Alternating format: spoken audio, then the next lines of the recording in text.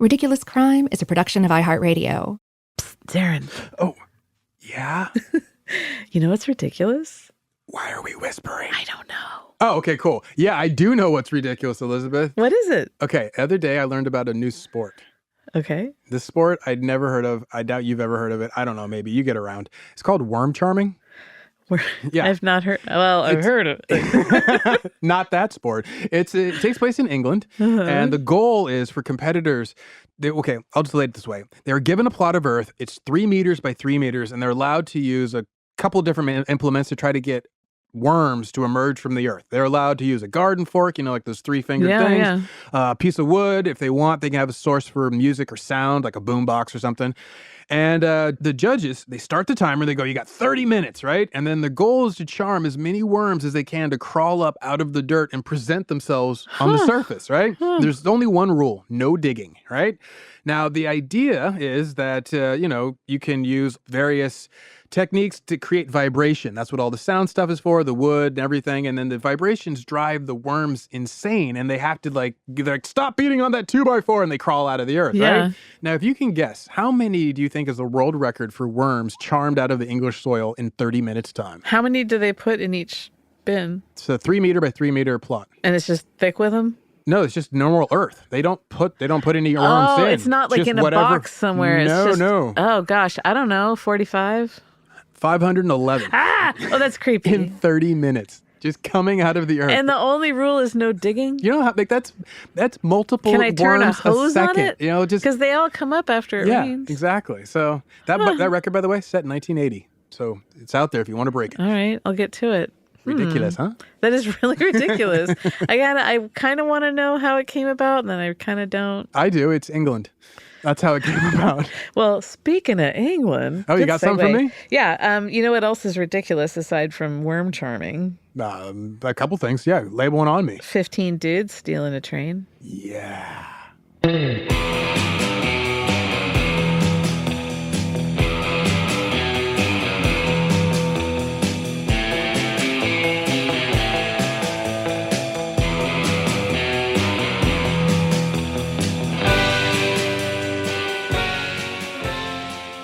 This is Ridiculous Crime, a podcast about absurd and outrageous capers, heists, cons.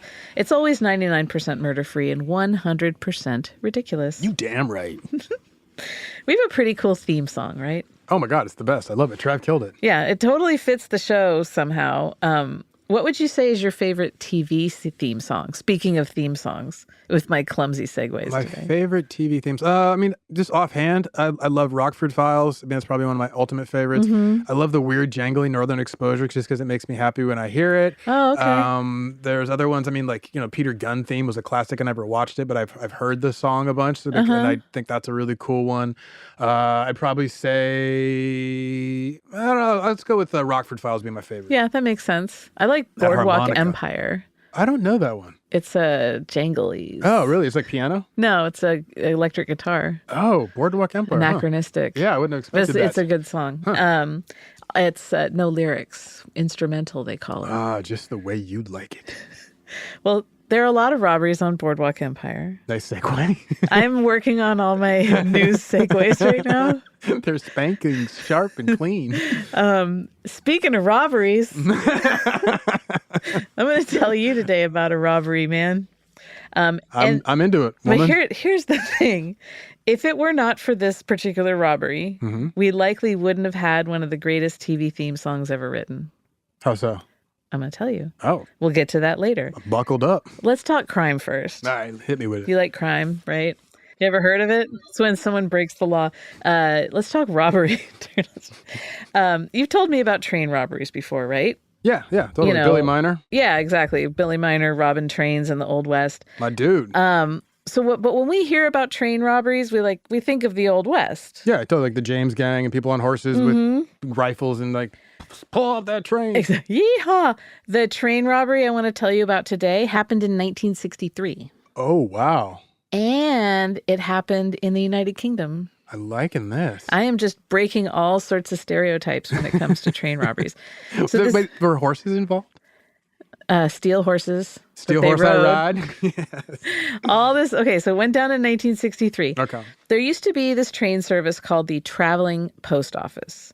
So mail would be put on a train at one end of the country and sent toward London. So, okay, wait a minute. A traveling post office makes it sound like it stops and I can go get some stamps if it comes to Brockhampton or whatever. Close. Oh, it really is like Well, that? no, it doesn't stop. That's So one of the it's a cool mail things. train. Why do they call it? No, but it's not. Okay, so check this out. So the mail gets put on the train at one end of the country, like not all the way up to John O'Groats north, but like Edinburgh, I'm going to pretend Glasgow. like I know what that is. So that's the northernmost point. Is that past Northumbria? On the island. Oh, the northernmost point on the island. We're including Scotland, right? Yeah. Okay, yeah. UK, not England. And then the most southernmost is Penzance, where the pirates are from. Yes. So they wouldn't take it all the way that That's far a real north. place. I didn't know that. Yeah. They would go up to like Aberdeen is the northernmost point of this. And Okay. they would load up with mail and then they'd head to London or south up. Wait, are all of Australia's towns named after towns in England? I mean, there's Pretty like not much. a single new one. It's just, like where they got kicked out of. They named it. I know everything. They're like, this is Aberdeen. I'm like, you could have come up with Pretty any name. much. All right. So they load it up, right? And it's a long distance that they have to go. The train is full of postal workers who are sorting the mail for delivery along the route. Oh, that's clever. Yeah, so they're picking up mail as they go. So as they pass through these collection points, they would toss out their bags of mail to be delivered to that point.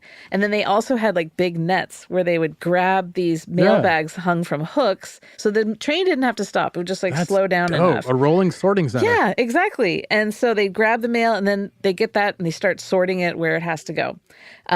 And the staff in the train just like kept sorting constantly as they rolled on. In 1963, there were 49 of these trains being used. So this is like a predominant amount of their mail services going this way? I think so. I mean, because like think about how we get mail. If we look at it like the island's the size of the state of California, kind of. Yeah, and also the fact that like we're bigger. Fly our mail across country and they would just take a train because they use trains for most of their transport. That makes sense. It's I'm a with beautiful infrastructure they have. So some of the cars would be attached to passenger trains, but most were just dedicated postal trains. Okay. And so, like I said, they went between Aberdeen and Scotland and London or Penzance up. And so on these trains, the second and third cars were always special. Oh, so listen to like steady up music. Yeah, like the specials. it was full of that's how they got their start and their name. These were called HVP cars. That's high value packets. Oh, I had no chance of guessing of that one. Not HPV cars carrying human papillovirus. Human papillomavirus? No, HVP. That was not how they spread that across the country. I'm just going to give you that one. High value packets. Mm-hmm. Packet man. So this is where registered mail and then most importantly, a lot of cash, those were kept. I'm listening. So normally there'd be about 300,000 pounds sterling in that carriage. And in the 60s, that's a ton, right? Yeah, well, it's like 7 million pounds sterling today. So $7 million rolling on down the tracks. And get me a nice flat. Yeah, nothing to sniff at. In 1963, a postal security officer who was like pretty high up, he tells a lawyer, or what they're calling a solicitor's clerk, or as they would say, solicitor's clerk. Clark, really? Yeah, they do. Isn't that? Yeah. And they invented the language. Yeah, they did. So we're not doing it right. See, he's like, look, I got a line on a heist. Wait, check me out. The barrister, lawyer, solicitor? No. The security officer for the post office goes and finds a lawyer and is like, hey, look at me. Why a lawyer? Well, it's not. He's kind of not good at this. Crooked lawyer. So the lawyer turns around and is like, hey, I know a guy who has a heist. I've got some clients. Yeah, he's got 2 criminal clients. Oh, for real? Yeah. I was kidding. Gordon Goody. He goes to his own clients? Oh, yeah. I got a lead, boys. Gordon Goody and Buster Edwards. Ah, nice. Gordon and Buster. Gordon and Buster. So he's like, psst, Gordon, Buster, I got a cat at the Postal Service, says he knows how to do a good heist. Gordon, tall, blonde fella. They're like, is this better than your last idea? You guys should start a restaurant together? It's a tax write-off. Gordon and Buster's. I don't know, man. Sorry. Gordon's like super into criming. Mm-hmm. And he got, into it at a young age. He joined Buster's gang. Okay. Sorry, I don't know why Buster's gang. I know, is it funny. sounds like a 40s kids Gordon joined comic. Buster's gang. Yeah. So Buster, he's the son of a bartender, and he used to work in a sausage factory. Okay. Okay. But that means he's like deep into post-war black market stuff. Yeah, he's a meat packer on the dirty. Yeah, well, I mean, don't forget, UK rations were in place until 1954.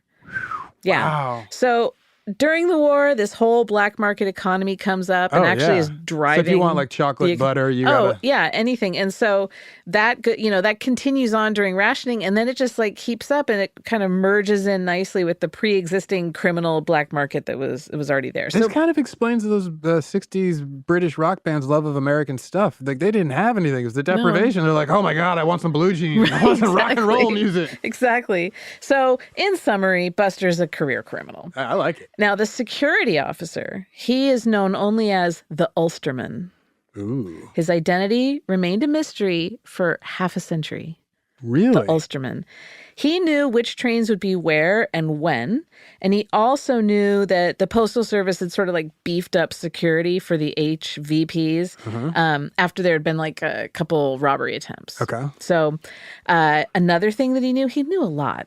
He's the Ulsterman. Yeah. He knew that some of the train cars didn't have that beefed up security. By the way, is Ulsterman like a job title? I only know Ulster as a place. He's from Ulster. Oh, he's okay, so he's the Ulster man. Okay, I just wanted to get that clarified. Yeah. Thank you. And so he knew which cars weren't tricked out and when they'd be used. So his Good guy to have. Yeah, his heist idea goes like this. So as I said, HVP cars, they normally carry around $300,000.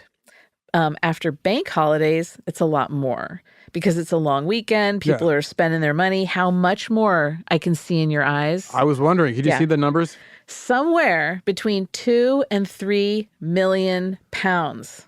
Whoa. Yeah. 10 times as much just because of a holiday weekend? Yeah. That's wild. And then in 1963, that's the same as 58 million pounds today.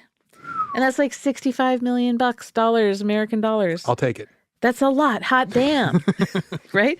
So Gordon and Buster, they're like, you know what? That sounds like a good heist. Forget the restaurant business. Count me in. Gordon and Buster's can wait. We got to do this. They had the bona fides. They're criminals. Mm-hmm. They're part of the Southwest Gang, which is a London crime syndicate. Ah, okay. But they're like, we need a much bigger crew for this. This is a big job. Going to take a big crew. It's going to take a big boy to swing this bat. You need some Guy Ritchie dudes. Yeah. So they go to recruit. They call in Bruce Reynolds and Charlie Wilson. Bruce sort of becomes the leader of the group. He's well known. He's a successful criminal, but you know what? He doesn't know anything about robbing no train. So he's just like, Charlie Wilson, the other guy, he's known as the silent man. He's a dangerous guy, a bad man. That's what they say about the silent ones. Mm-hmm. So they got those two in place. They locked them in. The next batch that they pick up were members of the South Coast Raiders. I love these names. That sounds like a weekend warrior motorcycle club that sounds ride... like a girls' soccer team that my sister played on. It sounds like they ride Harley Fat Boys and wear like brand new leather vests. Yeah, the South Coast. And the balding ones wear bandanas folded all tight over the tops of their heads. Everyone's sweaty. Everyone's wearing white Kirkland 11s. You see this? Oh, Do you completely. see this? They like stop for beers and they stand by their bikes. They got their fingers hitched in their belt loops. They're waiting for their lunch table. They're going to order jalapeno poppers, like hands down. One's going to order chicken fingers. There's another who's like, I'll take a salad because his cardiologist. They want to talk to some young guy. Hey, what you riding? Totally. That's the South Coast Raiders. Yeah, totally. But it's actually, just kidding, it's an English gang in the 60s. So they had actual train robbers in their crew. Okay. Jim Hussey. Oh, nice. A real hussy. Tommy Wisby and Bob Welch. I'm hoping there won't be a quiz later. No, because Thank listen, God. I had to write out a chart when I was doing this, and I wish I were joking.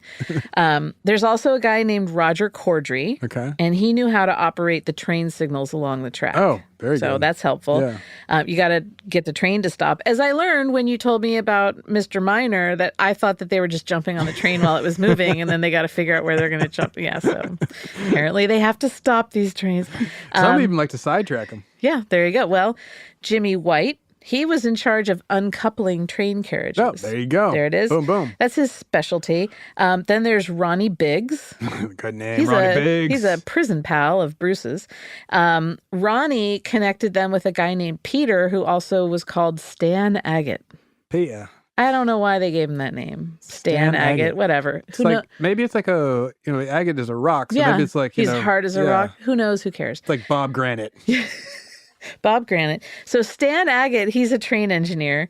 He drove them suckers, whatever. He's the prime guy for this. So they pick up more dudes, lots of rude dudes piling in. And on top of that, they get to 15 guys on the core heist team. There are associates out there who are helping with other logistical things. We have 15 guys. It's a lot of mouths to keep silent. Uh-huh. So they figure, okay, we're going to rob the train on August 8th. 1963. It's the one going from Glasgow to London's Euston Station. Oh, I've been there. So it leaves Glasgow, the Deer Green Place. That's literally what Glasgow means. Deer Green Place? Yeah, in Celtic. Deer Green Place. I'm learning all kinds of stuff today. So it's so educational today. So they leave in the middle of the night. Woo woo.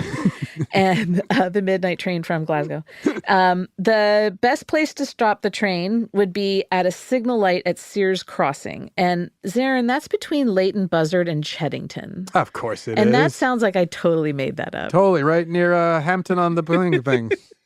And that is half a mile from Bridigo Bridge. Of course. Bridigo Bridge. And that's fairly on the lane. And that's like 40-something miles north of London, 11 miles south of Bletchley, made famous by the World War II code breakers at Bletchley Park. Yeah. I just saw that on the map, and I was like, Bletchley. I love that stuff. Geography. So the plan was to uncouple the engine and the HVP cars from the rest of the train, and then ditch the 72 postal employees and the 10 other cars. Take the engine and the high-value cars down the line to Bridigo Bridge, and then they're going to clean them out there. So just separate them out. The new gang, they needed a staging area, a hideout, this newly formed supergroup. So they buy a place called Leatherslade Farm. Again, I am not making these names up. Wow, Leatherslade Farm. And that's 27 miles from Bridigo Bridge. It's like a nice brick farmhouse, got some, good land around it. They figured that they could make the cost of the farm back, obviously, with all these millions. So it didn't cost them much. It's an operational investment. Yeah, and it was cheap. So they set up a fake army unit at the farm to disguise their vehicles. Okay. Yeah. They stockpiled supplies. The heist was going to be on a Thursday at the very start of the day. And so they planned to make it a long weekend. They missed the bank week holiday, so they're going to do their own. And they're going to stay through Sunday so that they would be able to kind of lay low and then disperse. But if you're going to stay that long, they needed snacks. They need stuff like that. So they stock up. Before the heist, they went out to the signal light at Sears Crossing and they covered up the green light with a glove. They just shoved a glove right up in there. Okay. Just crammed a glove. Out of all the things, a glove. Zaron, they just shoved a glove. Why do you keep making that gesture? I just want you to understand they just shoved a glove right in the light. I got it. Okay. I'm feeling it now. Are we clear? We're clear? Yeah, that glove's up there. It's not coming out. It's in there pretty tight. So then they get a big old battery, a big one. Okay. And they plug it into the red light so they control the red light. Oh, right. All right. They control the vertical. They go down the track and then they stretch a huge white sheet across the rails to signal a stopping point. Stop here to get to Bridigo Bridge. Okay. It's just their own communication thing. Now they just wait. All they got to do is wait. Are you on the, it kind of looks like you're on the edge of your seat right now. I'm probably going to fall soon. So. Okay. Let's cool you off with some ads. Just get you fully back in the seat. When we come back from this break, I'm going to tell you how it went down on that fateful August night. Oh, I can't wait.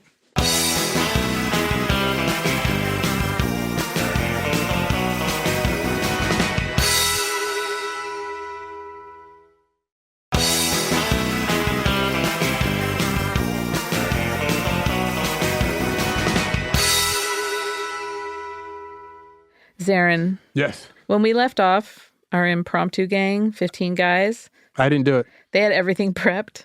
They not just rob a train, they were going to steal a train. A train filled with the equivalent of $65 million today. That amount just absolutely mind-blowing. I can't, honestly, I cannot imagine what $65 million is, what it would, just any part of it. What would you do with that? How much would it weigh? Yeah, where would you put it? I mean, I don't even know. I'm going to tell you. Zaron. Yeah. I got to tell you something. Close your eyes. My eyes are closed. Take a deep breath and picture it. Yes. It's 3 in the morning on August 8th, 1963. You aren't Zaron. No, I'm Nigel. You're David Whitby. Darn it, I'm David Whitby. You're a 26-year-old crew member on the traveling post office locomotive. You're just chugging along down the West Coast main line. You love your job. It's a great job. You take it very seriously. Best job I've ever had. Tonight, you're working with your pal, Jack Mills. Hey, my boy Jack. He's 58, seasoned train conductor. Good old crack, Jack. You have learned so much from him. You've worked together on these long-haul mail runs. You're both from a town called Crewe in Cheshire. It's a railway town. You're train boys to the core. Oh, yeah, me and Slapback Jack. You got that train life. As you reach Sears Crossing, Jack mutters, right? Seems the red signal light is on. That doesn't really make a lot of sense. It should be completely smooth sailing in this stretch. He brings the giant locomotive to a stop. He tells you to get out and see what's what. So you have to call the signalman from the phone box at the light and get to the bottom of this. Mm-hmm. You crunch along the gravel that runs alongside the rails. You reach the phone box, lift the receiver, and you see it. The phone line's been cut. Blimey. What you didn't know is that all the phone lines in the immediate vicinity had been cut. You sigh in frustration, head back toward the engine. This is also puzzling. It's also puzzling. Just as you reach the engine, put your hand on the rail to climb the metal steps into the cab, you hear a crunch behind you. Footfall in the gravel. Before you can turn around, you're tackled by a masked figure. So other toughs dressed in hoods and blue jumpsuits, they come out of the woods and they climb into the engine from both sides. Jack tries to fight off the outlaws, but one pulls out a club, often referred to as a kosh, and bangs him on the head. So he slumps down to the ground in a daze. Other members of the crew, they scurry, in to uncouple the HVP cars from the rest of the train. Remember train operator Stan Agate? Ah, yeah. Mm-hmm. Bob Gannett's brother. Yeah. It's his time to shine. He takes helm of this mighty engine. He sits at the controls. He looks at the various knobs and levers. He sighs. Guys, you know how you pick me for your gang because I used to drive trains for a living? Well, the emphasis should have been on used to. I'm retired, and it looks like they've totally modernized everything since I've been last in the saddle. So we kind of need someone else to do this. Okay, thanks, bye. So everyone looks around. That darn Ronnie Biggs, he brought them a dud. And so Bruce orders Ronnie and Stan off the train and down the tracks to help unload the loot. They get demoted. So they still need a conductor, though, right? Yeah. They look down on the floor. Pitiful Jack Mills, bleeding from the head, in a daze. This guy just tried to defend his mighty steed. Look what you done to Jackie. Exactly. They order him up. You, David Whitby, you're laying low. You're crouched in the corner, trying to maybe they don't see me anymore. The criminals watch as Jack Mills, valiant and brave, he guides the train down the track as instructed. So after this shorty version of the train pulled into another stop at Britigo Bridge, the robbers force their way into the HVP cars. And they rough up the supervisors. They get the staff under control really quickly because they're not expecting this. Mm-hmm. They're just thinking... They're just at work. Yeah, they're at work. Why do we keep stopping? Whatever. What else could they do? So all of them are forced to lie face down on the floor in the corner of one of the carriages. And then you and Jack handcuffed together and made to join them. Together again, day, Jackie? Train boys. So before you sit down, you look out the window and you see a huge truck, an Austin Lodestar, pulled up alongside the train. 2 Land Rovers with identical plates, twinsies. And then you're seeing okay, I kind of get why there are 15 guys here. This is a big operation because they have the truck, right? This Austin Lodestar. The 15 guys, they line up and they form a human chain, moving the sacks of all the mail from the carriage to the truck. Smart. There are 128 bags in these 2 carriages, and these guys move 120 of them in a half hour. That's 2.5 tons of cash. That's a lot. Oh, yeah. And also you're just constantly twisting, moving bag. Yeah. And so, but the thing is, it's heavy because it's mostly 1s, 5s, 10s, small bills. So it takes them 20, 30 minutes to do this. They toss them in the back of the idling Lodestar. The last bag gets flung in the truck, and one of the robbers turns back into the carriage and yells, "Don't move for half an hour." And they're like, okay. Everyone's checking their watch. Like, hold on, I got to get my stopwatch. And with that truck, Land Rovers, they peel out into the night. They've just stolen £2.5 million, this mind-blowing fortune. Uh-huh. They ramble along the road to Leatherslade Farm. They're listening to police broadcasts. Sorry. I know. They're listening to police broadcasts on the scanner. Uh-huh. Leatherslade Farm sounds like where a heavy metal band would live. Yeah, that's one option. That's one. There are other options. I know. I'm steering us that way. Yes, I'm not going to steer elsewhere. So it takes them 45 minutes to get to Leatherslade Farm. I'm just going to keep saying it to drive you nuts. They pull up and they hear calls going out on the police radio about their caper. I like it. They got the police radio. Yeah, we'll see that a postal worker on the train managed to flag down a passing train heading to Cheddington. And the police announced what would become a famous line over their radio band. Can you give it to me? Mm-hmm. With an accent? No. Damn. A robbery has been committed, and you'll never believe it. They've stolen the train. I did that in like my junior high drama production voice. And a robbery has been committed, and you'll never believe it. They've stolen the train. And then my mom is in the back. Good job, honey. Oh, she's so good. And then she's like, oh my God, she's terrible. All right. So that comment that one of them made about don't go anywhere for 30 minutes, that was a bad idea because one of the witnesses told the cops and then the cops were like, okay, so that means that they're probably within a 30-mile radius. Right? They're like, oh, I know what this means. So draw the circle on the map. They drew the circle on the map. Now, it's also, okay, it's like they have this area to search. It's pretty much mostly farmland. So it's not like, oh, there are a lot of hidey holes in like buildings and stuff. It's about 4:30 in the morning at this point. Those farm folk, they're just getting up and going about their days. They're milking cows. They're clearing. And these are good, honest folk who want to help the cops. So they're not down for this kind of hanky stuff. No. So as I said before, gang, they were going to hang out until Sunday, have given long, relaxing weekend at Leatherslade Farm. Yeah, they got. And that's kind of a bad idea now. It's crap. So they're like, you know what? Let's leave tomorrow, Friday. Let's get out of here. So that whole witness information thing, that became a problem too. Because you, David Whitby, you saw the truck and the two Land Rovers. With the matching plates. And you passed that on to the cops. Of course you did. You're damn right I did. Yikes for them. I did it for Jackie. That's right. You got to keep him in mind. So they're working out this plan about how are we going to get out of this farm. They split up the haul. That's like first and foremost, let's divvy up this money. So they wound up doing 16 shares. They're going to take the time to count out tons of cash in small bills. Oh, yeah. And they're on the run. Well, that's the whole point. They have to, if they're going to scatter, they have to each take their little chunk. I don't recommend They it. get about 150,000 pounds each. Okay. And that's, $3.5 million a guy today. Yeah. That's a lot of money. That's a big chunk of change. But it's also small bills. Yes. It's also a lot of weight. Yeah. Volume wise.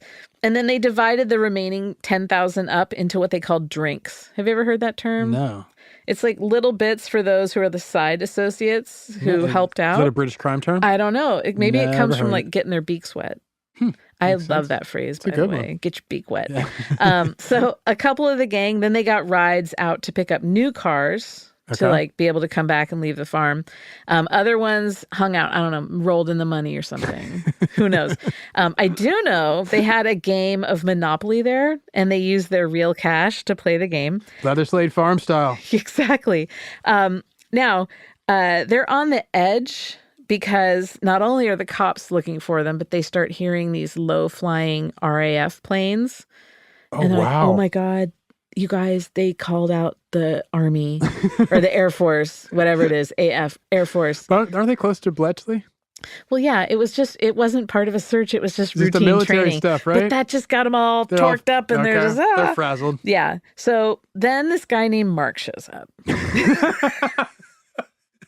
I'm sorry, that's amazing. And then Mark arrives. And there's Mark. Hey guys, it's me, Mark. Mark's got a couple guys with him. They've brought vans. I like to believe that Mark is a really friendly Canadian. Well, like in every article I've read about this, Mark's name is in quotation marks. And that's like, because it's probably not his name, but it makes me laugh because it's so generic, right? Like you have this thing about how you can get into any party if you just say that Josh invited you. Yeah, or Scott. Yeah. Josh or Scott, like they told me to come. Yeah. Yeah, I'm a Scott. I'm Josh. Everyone knows some Joshes. Yeah. Mike. Mike's a good one. Mike's a good one. Certain parts of the country, Eric works. Or in the South, Trey. That'll get you in. Cody. Those two entry points. Caleb will help a lot these days. I think Mark's a dark horse on this. Yeah. I wouldn't use Mark or Gary. These are not names anymore. I'd be pulling. Well, then we get into generational things. Like now, like younger generations, it's going to be like Madison told me or Caitlin. I was with Brooklyn in Ireland and they said, who do you know here? Manhattan. What's Gwyneth Paltrow's kid? Egg? Apple. Yeah. There it is. How do I know these things? Yeah. I didn't want to know them. Secrets. I want to forget them. Keep your secrets. Anyway, Mark. So Mark, he's brought in by that original lawyer who connected the Ulsterman with all these clowns. Yeah. Mark's job was to come in and clean the place of any trace of the gang. He's Mr. Wolf, the Harvey Keitel role. And then he's supposed to set the whole place on fire. I like it. He's going to burn down Leather Slade Farm. Yes. So on Friday, the robbers, they get in their various vehicles. And much like the last scene in Ocean's 11, they like scatter off one by one into the night. Very nice. Well played. But let's go back. At the train on Thursday morning, Chief Superintendent Malcolm Futrell. Say that one more time. Futrell. Malcolm Few. I like the laser fight in the middle of his name. He later played a stormtrooper. Yes, I can see why. Chief Superintendent Malcolm Futrell. Pew, pew, pew. Pew, pew, pew. Of the Buckinghamshire Police Criminal Investigation Department. Sure. Pew, pew, pew. He was on the case.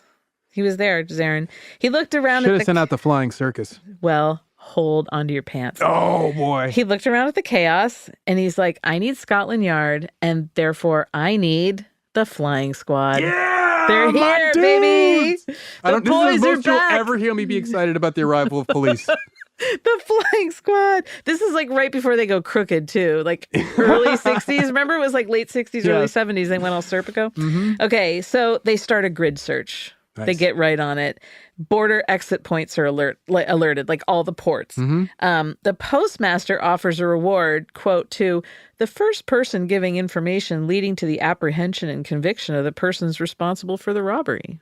So, like, first in, you get some money. Oh, not like free stamps for the rest of your life. They're like, you get 6 books of stamps, and they're not the forever kind. And you get to pick. He went on the radio and he said, the first person giving information leading to the apprehension and conviction of the persons responsible for the robbery. That's how he said it. Oh, I got to take a break and gather myself. Thank you so much. When we get back, I'm going to tell you just who that first person was. Yeah.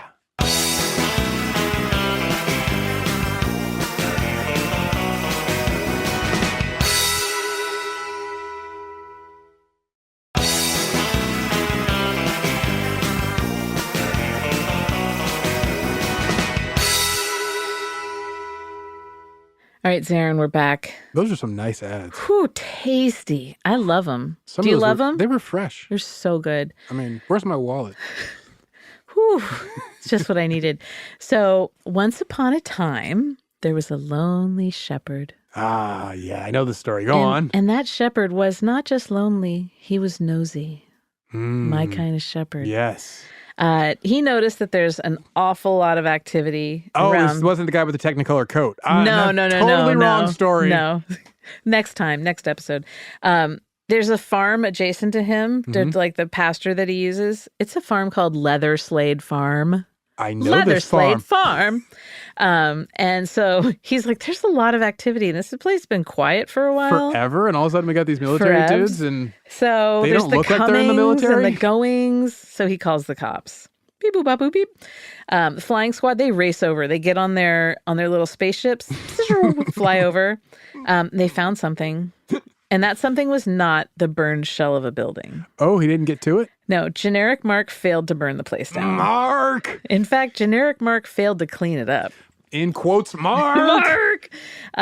The guy's already, like, in prep for Mark. Like, they didn't want the housekeeper to show up to too messy of a house.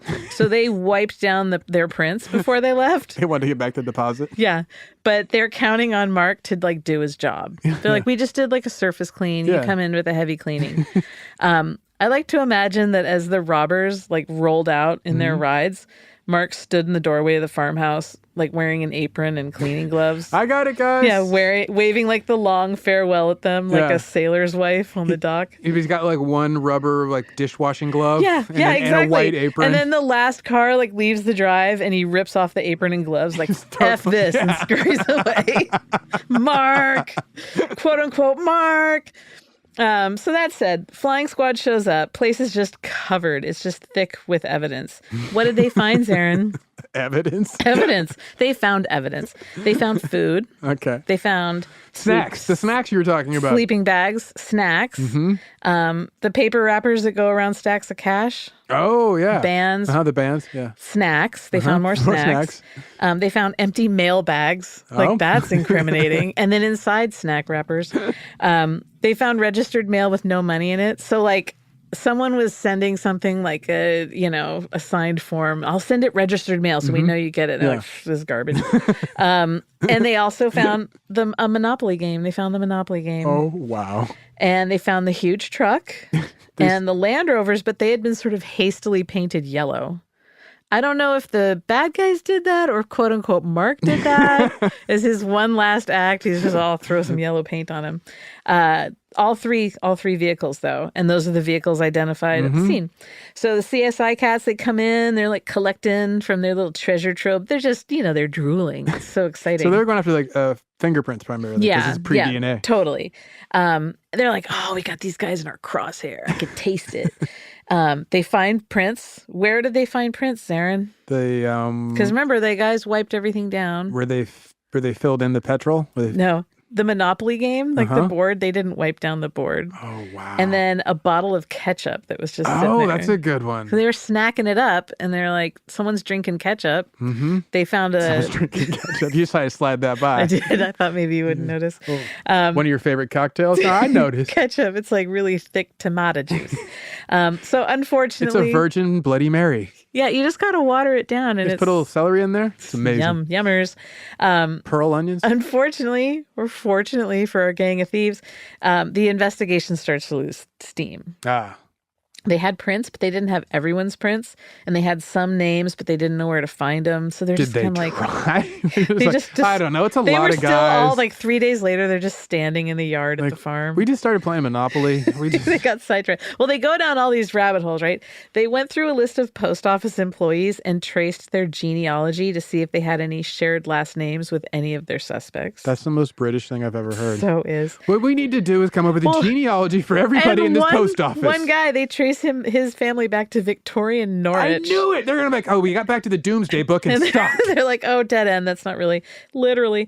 So then they also were flagging large purchases by postal employees. Like a year after this, some guy who worked in the HVP car tried to buy a car. I was just going to guess. And they were like, what are you doing? He's like, I've been saving up get out of here. I was traumatized. They investigated him 6 ways from Sunday. Nothing. So they're not really getting a lot of leads, but then 2 informants come forward. This was what I've been wondering. You got 15 guys. They got 15 friends who don't like them. Oh, yeah. And so they're able to provide like a rough list of names, and a lot of those matched up with the prints. So the head of the flying squad at the time was a guy named Ernie Millen.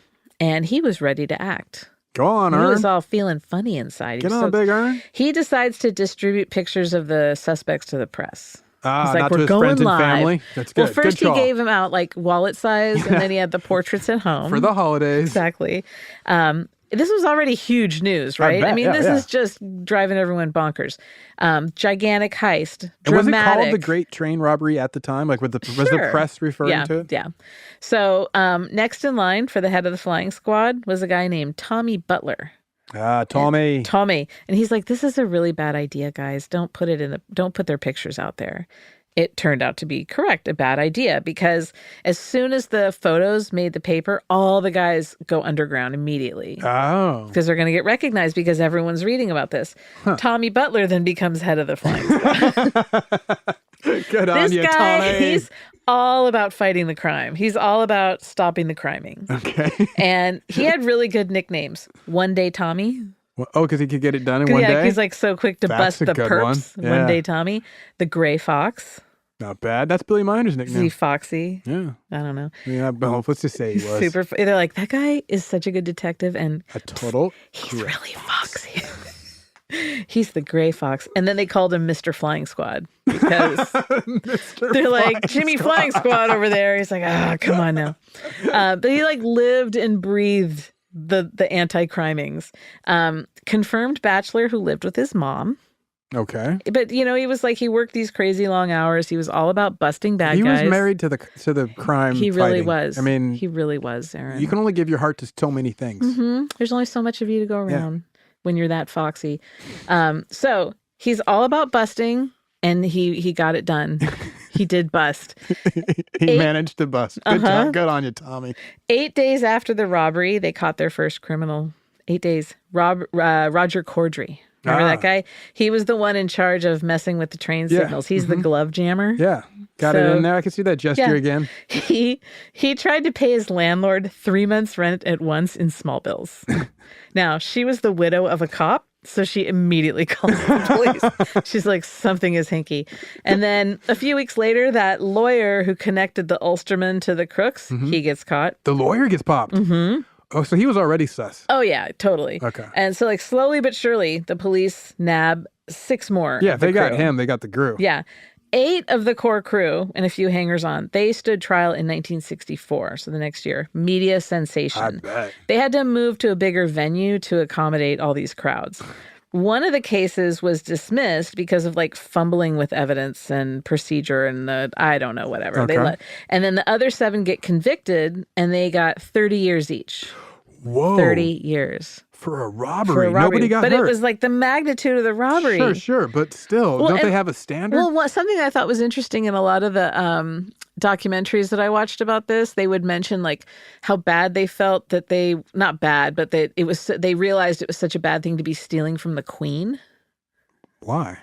Well, come on, dude. I know they're English, and I know they love the Queen and all. She was a very special gal. I get that. But would they have felt that way about, say, the king? Or was it just her in particular? Like the crown. So I should say the crown. Yeah, but they said it with a sort of affection for the Queen. It seemed like that affection was reserved for her in a way that we haven't seen. Yeah. For Well, and others. I don't think we're going to see it coming up. No. Okay. So Charlie Wilson, he's another one. The silent man. Remember the bad man? Yeah, yeah. He gets a 30-year sentence, but he managed to escape from prison. Whew. Something you'll like there. Charlie Wilson's personal war.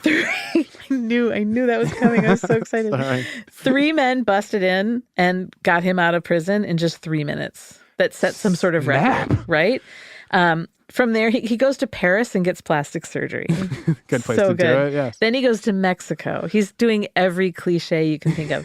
And then from there, he goes to Quebec, and he becomes like a pillar of the community. He's just involved in a bunch of stuff.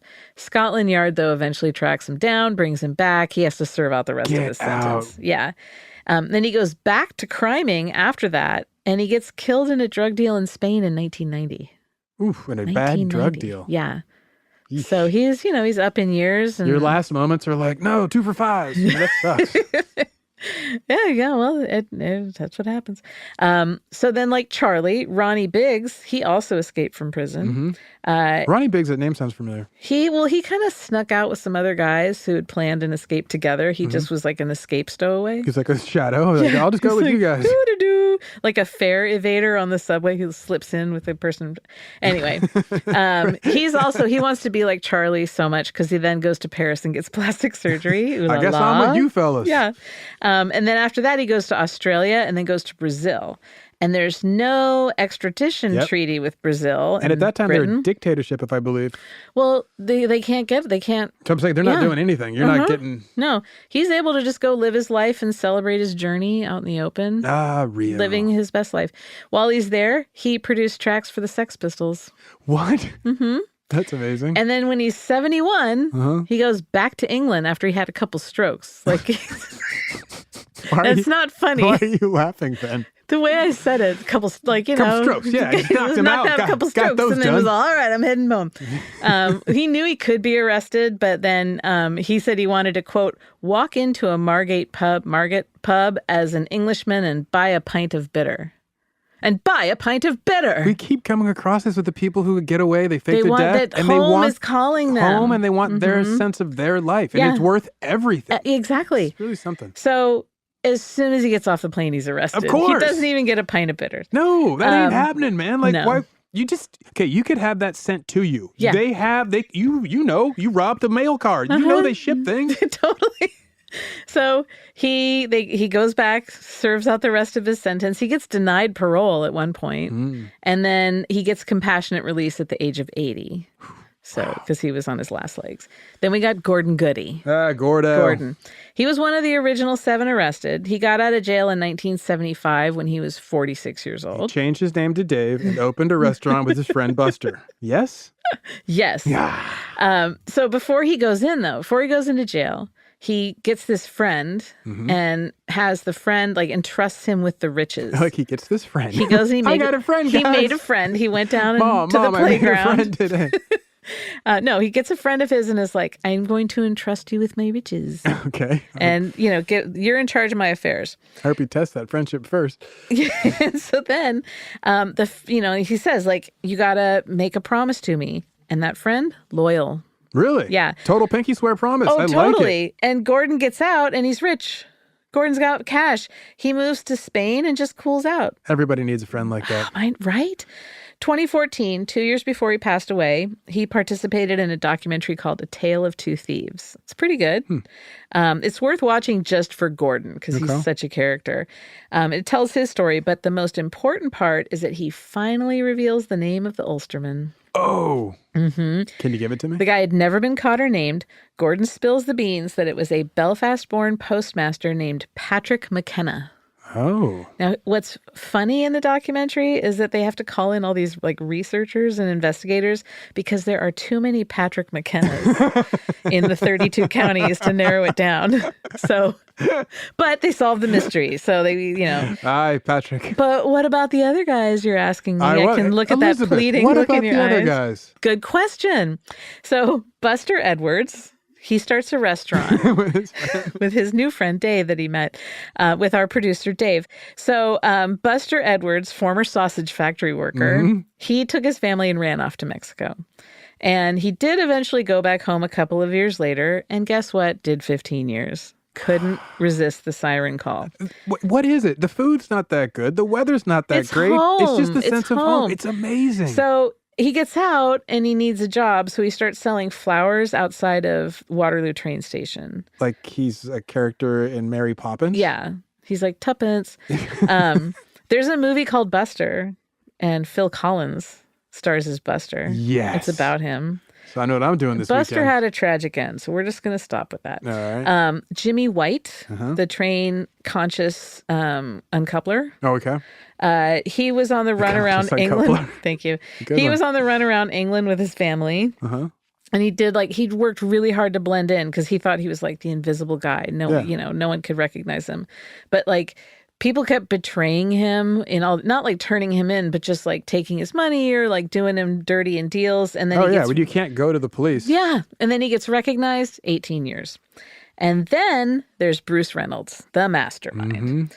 He called the robbery his Sistine Chapel. And he hid out after the robbery, waiting for a fake passport for a while. So he did most of the work lying on his back. And then he hopped around on all these flights until he reached Mexico on his fake Mexico. passport. Yeah. Go to Venezuela. Come on. Or Brazil. Yeah. I mean, come on. That guy got to hang out. He starts calling himself Keith Clement Miller. So he gets a new name. His wife and kid, they join him in Mexico and they live this cool life.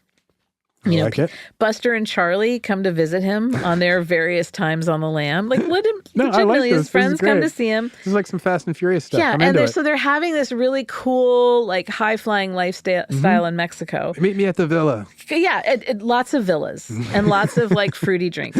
Then the family, they move to Canada. Then they go back to England. Then they go to the south of France and then back to England again, which was where he not got a smart move. Go to Spain. Well, he couldn't resist his old pals.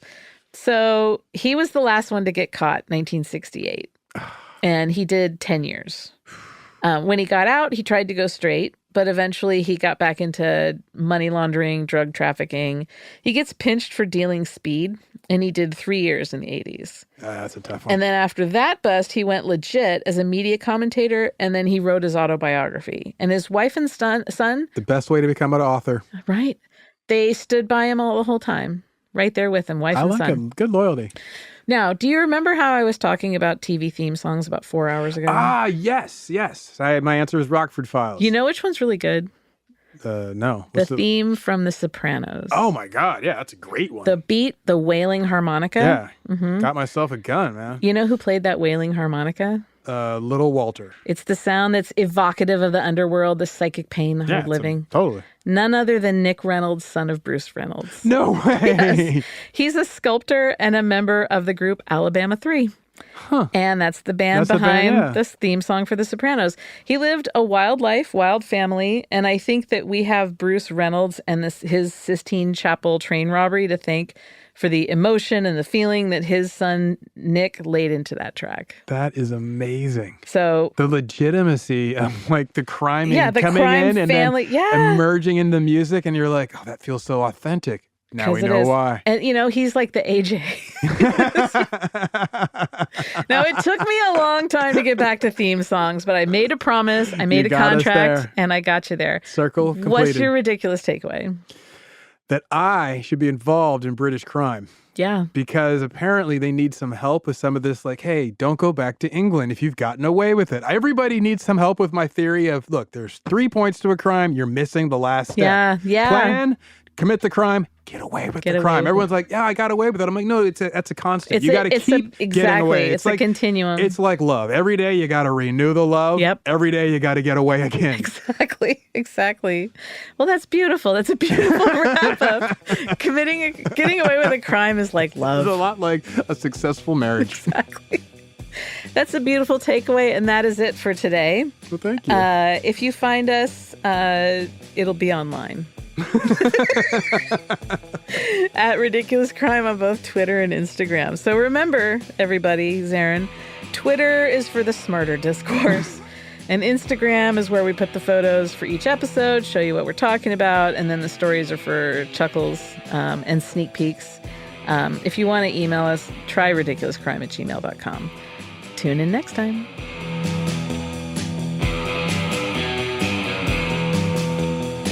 Ridiculous Crime is hosted by Elizabeth Dutton and Zaron Burnett. Produced and edited by high-value packet distributor Dave Kustin.